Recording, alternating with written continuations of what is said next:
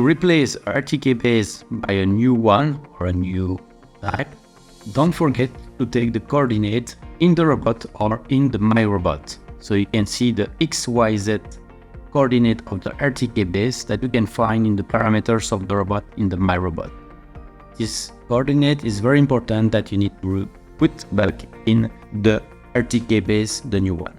Install the new RTK base in the same place of the previous one.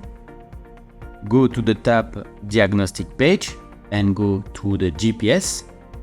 And then you have for the reference position two modes. Mode surveying, it's automatic surveying. Find this position automatically or manually.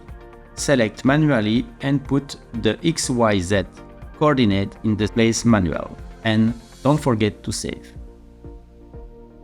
The new base have now the same position of the last one, mean that you can reuse the same configuration for your robot without redoing the complete installation. Don't forget to change the serial number of the base because you put a new base in the robot.